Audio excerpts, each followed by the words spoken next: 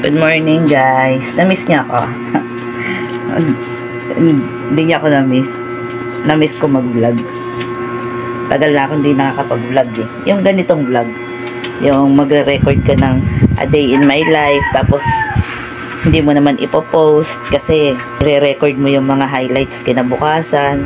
Wala pa akong naisip na iba-vlog.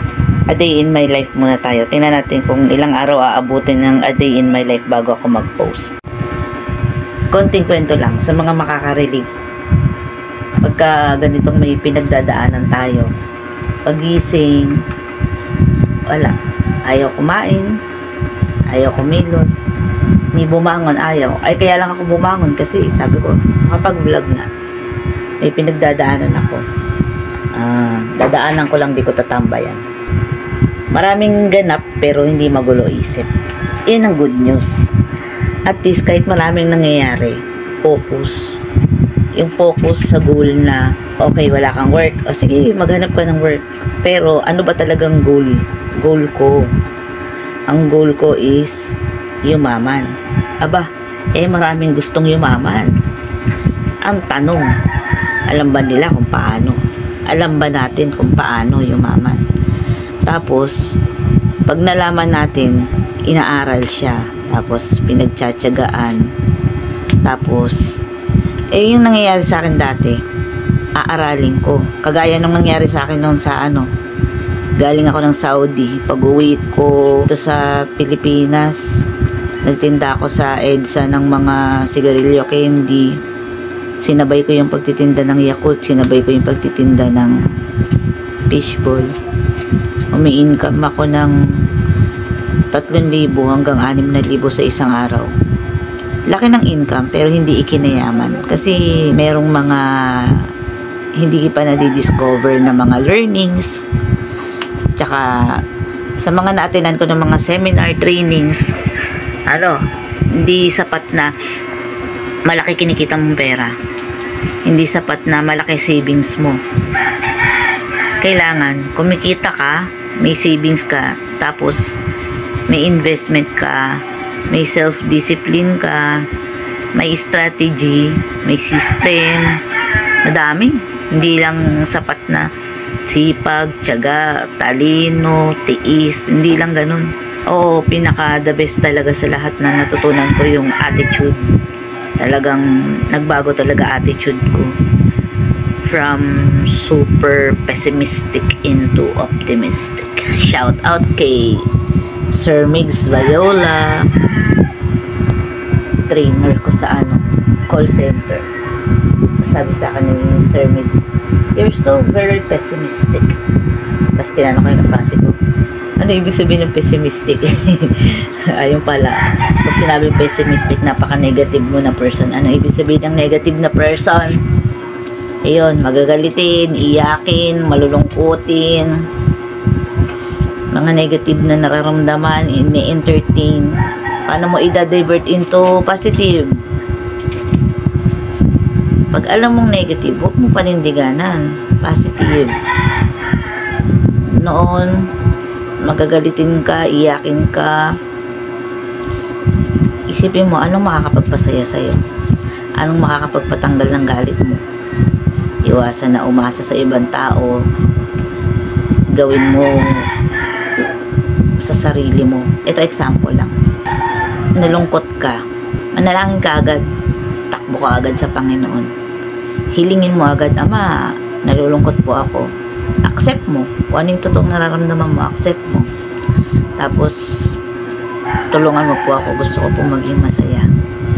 Kasi pag masaya, tapos i-share natin yung saya sa iba, makaka-attract tayo ng positive vibration, positive energy, magiging masaya rin yung mga tao sa paligid natin, makaka-attract. Tapos pagka naman nagagalit ka, inhale, exhale, layo ka muna, manalangin ka, Ama, tulungan mo po ako, nagagalit po ako, ayoko po magalit. Mga ganong bagay, napakahalaga. Mga bagay na hindi ko naiisip dati, hindi ko nagagawa dati. Payo ko lang to sa mga kagaya ko na may pinagdadaanan. Unang-una, pagka may pinagdadaanan ka, number 1, manalangin ka. Manalangin ka, bumangon ka, kumain ka, maligo ka. Tapos, tingnan mo, sa susunod nun, alam mo na kung ano yung mga gagawin mo. Ngayon, maaaring nakakalimutan mo, hindi maaalis eh. Hindi mo talaga, as in blanco talaga isip mo.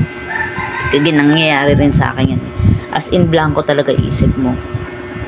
Ganito ginagawa ko. Ayan, pagising ko yan, makikita ko yan nakapaskil. Ayan. Minsan kasi nakakalimutan natin may Diyos, diba? Yan, para hindi mo makalimutan. Yan, nakapaskil yan. Yan.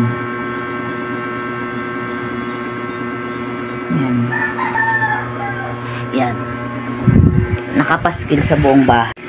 Sa aminin man natin at sa hindi, yan na nangyayari yan eh, pagising mo. Gising ka na pero blanco isip mo. Gawan mo ng paraan para yung mga problema masolusyonan. Ngayon, tulog-tulugan pa yung peg nila. Ayan. Kasi di pa ako kumikilos eh. Ayan, tulog-tulugan pa yung peg niya mga yan. Pero pag kumilos ako, ito yung itsura niya mga yan. O, karinig na ng plato.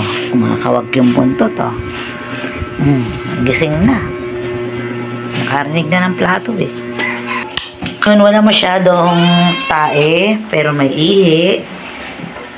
Yan. Lilinis muna tayo ng bahay. Maghuhugas ng pinagkainan.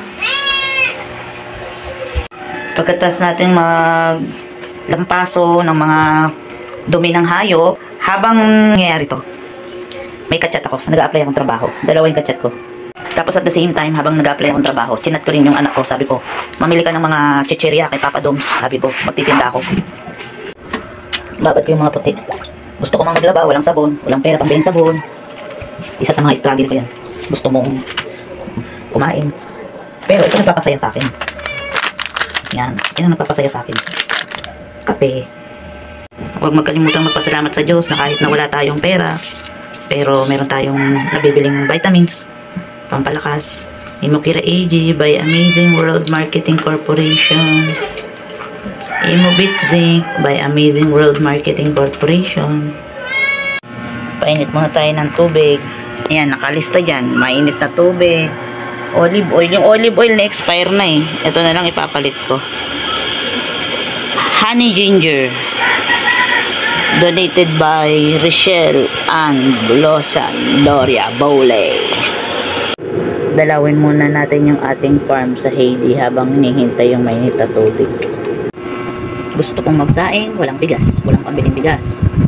Hinihintay ko matuyo yung mga sinampay ko kahapon para may titiklopin ako ngayon. Titiklop ako, tapos habang nagre-relax, nakikinig ng Spotify, naglalaro ng Heyday, nanonood ng Showtime, nanonood ng volleyball, nanonood ng I Want, habang nag-iisip ko anong magandang gawin sa buhay. Ba't malungkot ka? Naligo ka lang, malungkot ka na. Kalat ang basa, buong bahay. Pagkatapos maligo, pagpag. Habang naglilinis, naligo rin tong tanga na to. Kakaligo lang to ng isang araw, ligo siya uli ngayon. Paano? Humihiga sa ihi. Kaya yun, ihi, tapos hihigaan yung ihi. Magpakabait kayo dyan. Marunong kayo maligo mag-isa nyo, magsiligo kayo mag-isa nyo.